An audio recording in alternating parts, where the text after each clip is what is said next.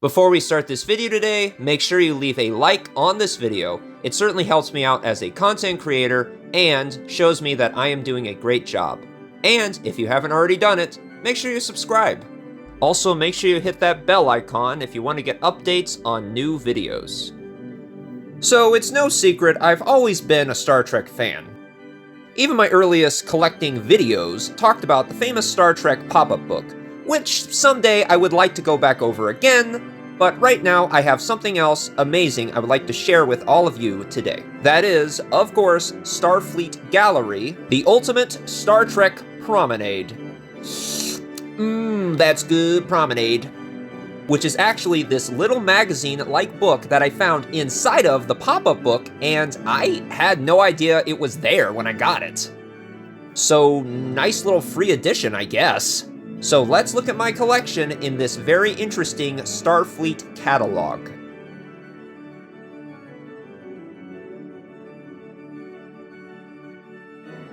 First, we start off this book with an interesting introduction by Dan Curry, who was the special effects producer on the various Star Trek shows of DS9, Next Generation, and Voyager. As the visual effects producer for Star Trek The Next Generation, Deep Space Nine, and Voyager, I've enjoyed the thrilling lifetime of being a part of the Star Trek legacy that began 30 years ago, and is more popular today than it ever has been before! Exclamation point. As you know, guys, this is the golden age, or should I say more of the renaissance, whatever, of Star Trek, where we have surpassed the awkward early phases of the early episodes of Next Generation, and finally have moved into more hard-hitting science fiction and a more prosperous and hopeful future depiction. Now it is my pleasure to introduce the inaugural edition of Starfleet Gallery. A tremendous selection of official Star Trek memorabilia brought together for devoted fans everywhere.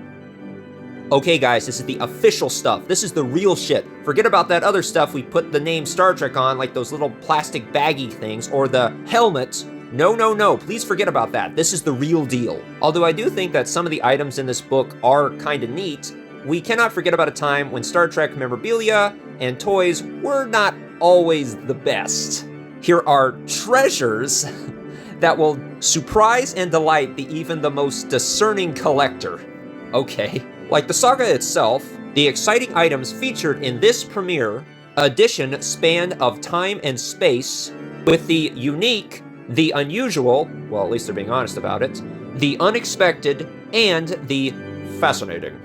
Browse through the pages of Starfleet Galaxy and enjoy a galaxy of Star Trek collectibles. Plates, a lot of them, prints, mugs and models, caps, clocks, clothing, and more. Items for the library, the office, the den, the kids' room, and even the kitchen. But especially the kitchen. And every item is authorized by Sir, I am not giving you free publicity in this video, and is backed by their 100% satisfaction guaranteed. Share with me the magic of Star Trek and dare to go beyond the boundaries of collecting where no Star Trek collector has gone before. Wow, they're really selling this thing, aren't they?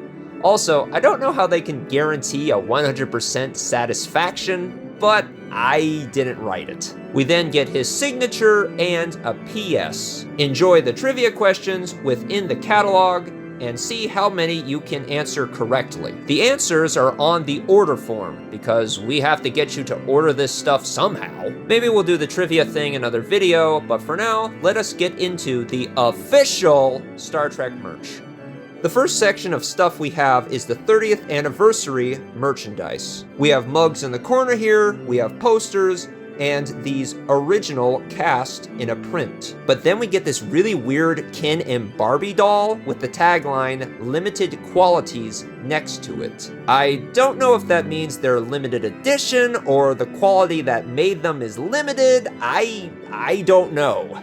I guess they're just qualities and they're limited. Sure. Also, I think it's kind of, well, weird that Ken is the commander and Barbie is just relegated to lieutenant. And she's wearing red, and yeah, that always goes well, right? Maybe it's relating back to how women in the original series couldn't be captains?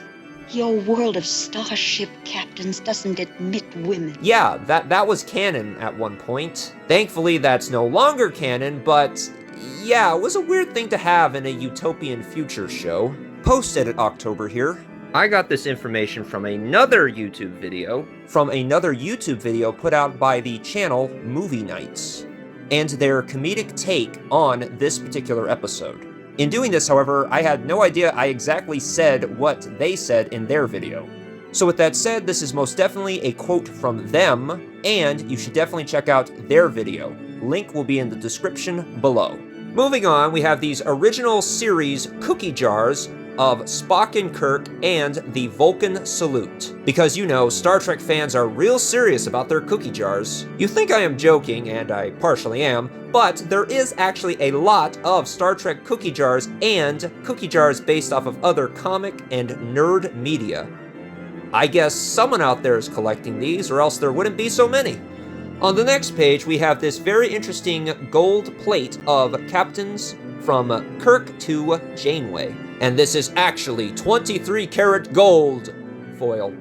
Yeah, I had to go in there for a minute. Also, it being foil would explain why it's only $29.95. This is in addition to the other card collection you can get, which is a little bit more because it has a little shelf you can display them on, which is pretty handy because I can't tell you how many times I wish I had a display case to display my various collections. And then we have, oh boy, 30th anniversary leather jackets. Don't wear these in the wrong neighborhood. We have picture frames from different episodes and less leather jackets, a hat, and a model of the Next Generation phaser. We have another gold card, which is also autographed by William Shatner. That's pretty cool.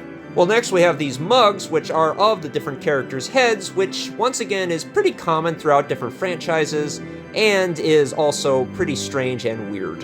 However, like I said before about the cookie jars, if there wasn't somebody collecting them, they wouldn't have made so many of them for different franchises.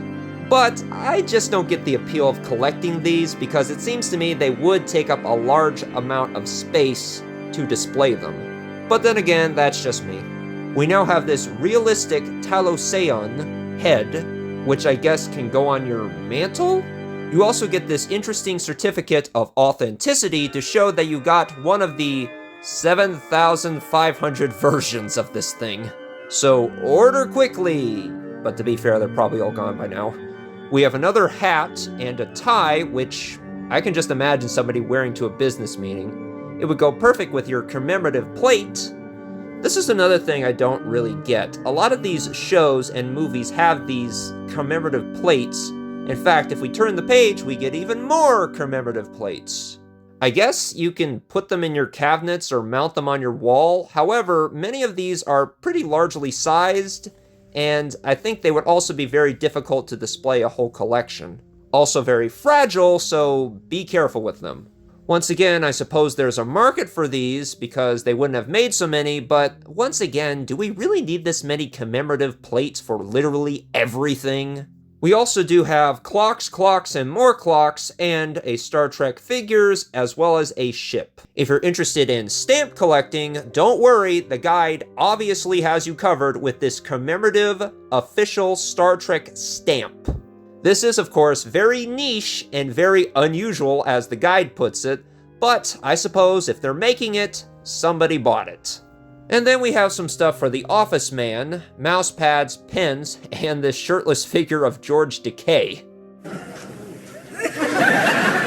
Oh my! Finally finished with the 30th anniversary section, we come to the next section with, let's face it, one of the most awesomest series ever made in the Star Trek franchise, Deep Space Nine, which I think personally is one of the best written of the Star Trek series and had the most thought-provoking science fiction material among the franchise. And don't get me wrong, I like the original series, I like Next Generation, and I love Voyager, but DS9 does take the cake for me when it comes to its material and subject matter. It's just so fascinating to see this type of the Star Trek universe. And like the rest of the merchandise in this book, it is very specific and very niche. Starting off, we have a Klingon hockey jersey for some reason, signed by the character who played Worf, Michelle Dorn. Then in the corner, we have this CD-ROM game, I think, that talks about how we see the various roles in the characters, and I don't know what this is. I think it's a CD-ROM game. I've never played one, but maybe it's a good time. We have another commemorative plate, and then we have caps with the show and the Klingon logo.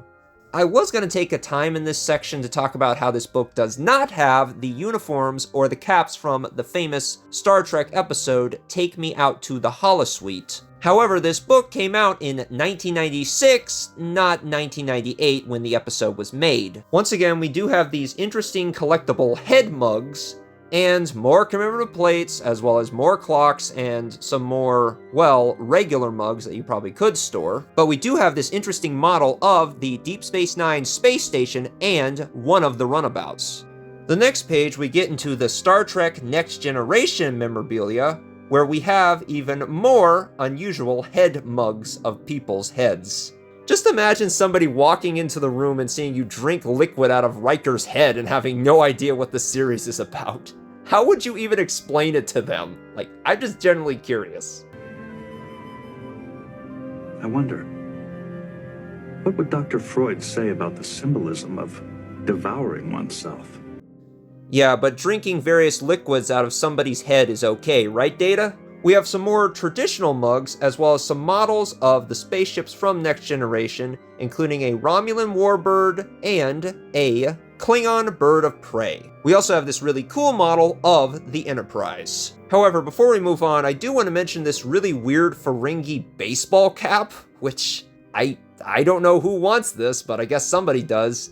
We then have the Next Generation versions of these figures, this really interesting model of the ship going around a planet, like in the opening, and even more commemorative plates. I swear, a majority of this gallery is just commemorative plates. Anyway, the next page we have some more clocks, a pen, and this jersey we saw earlier, as well as Star Trek candy bars, which I'm assuming is just a regular candy bar with the Star Trek character on it. I guess you can get them and eat them on this commemorative plate. However, on the next page, we do have this really cool bust of Locutus of Borg. This is something I would definitely get if I could afford it. In the corner of this page, we have these interesting snippets of film, which are always fun to find and collect. Although they're pretty common, they're just a fun little collectible item that are really not that expensive and are easy to find. Unlike the commemorative plate. Now on to the Voyager section. We have these reasonable mugs here, along with collectible plates in a case. We then, on the next page, have this cool print of Voyager and this really bizarro, weird print of Neelix's head mug.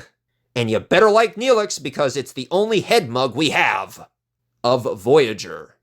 We have another watch and a tie and matching underwear? Hey Todd, check out my underwear. It matches my tie. The final page we have in the Voyager section is of these cute little figures of Neelix in the kitchen and Janeway standing next to her captain's chair. We then have yet another clock and the three characters of the show. We even get Chakotay. And finally, we have a model of the Voyager ship. This brings us to the opposite page, Star Trek movies. With these cool hats, these books, and this print from First Contact. Mousepad, watch, and tie as well, of course. Turning the page, we get these cool models, one of the Borg Cube and one of the new Enterprise. We get a cool polo shirt and another collective plate of Star Trek the Motion Picture. A film not so great, you can now get it on a plate. We have some more coffee mugs, and we have some beer mugs and a little shot glass. We gotta drink that Romulan ale and something. Or prune juice, if you prefer. Then we get more collector plates from the movies, but at the very least you get this one of Jean-Luc Picard nuzzling a horse. This is such a niche thing. Who wants this? A horse lover? A Star Trek lover? Jeez, guys, these plates are everywhere. The next section, we specifically have Star Trek books and tapes because, yeah, it's science fiction. It's going to be having a lot of books and tapes in it. We have the classic, Make It So, and we also have a Klingon warrior guide manual, as well as something about Kahless, and what I think is one of the most ridiculous, outlandish things I've ever seen. The Star Trek pop-up book. What kind of a sick, twisted individual would have such a thing? On the next page, we have even more books and tape comparison books, as well as this Star Trek Cyclopedia. The next page, we have more toys and models, as well as candy, including a lollipop. But we do get these really cool, realistic figures, which are a little bit more accurate than the small plastic metal guys. And then we have these badges that span from Next Generation to Voyager. Those are pretty cool, and I could see myself having these. We also have a Star Trek mobile and a Star Trek card game, which I have also not played. And then we get this very niche but cool badges from Worf's sash, as well as this Borg eye. Very random, but also kind of cool if you knew what it was. And finally, what Star Trek collection wouldn't it be without models? We literally have the ships and the space stations from almost all the series, from DS9, Next Generation, the original series, and many more. On the next page, we also have the cool spaceship from First Contact, a toy phaser, and the Borg Sphere. But now I bet you're wondering, what if I want to dress up as one of the characters? Well, the guide has you covered, because you can dress up as Major Kira, or, Odo when he was sick that one time? Yeah, this mask is truly terrifying and is something that I think a serial killer would wear. However, if you think that mask is bad, it gets worse, because they have more crazy rubber masks. Especially this one of the Ferengi. Wow, that is just truly terrifying. But if you don't want to be terrifying, at least they include the option of having Klingon and Ferengi makeup kits. Because cosplaying is 1% costume, 1% going to a convention, and over 540% of wearing makeup. Or maybe not. We then, of course, have the more basic uniforms of the characters from DS9 and Voyager, as well as Next Generation. And that brings us to the end of this catalog. All in all, this is a very interesting look back about what was available to order in the Trek culture, and I hope you enjoyed it.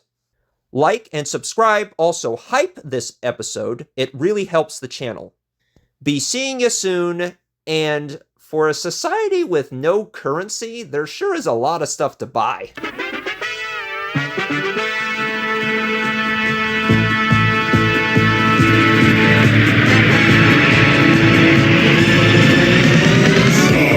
trekking across the universe. On the Starship Enterprise under Captain Kirk. Star trekking across the universe. Boldly going forward.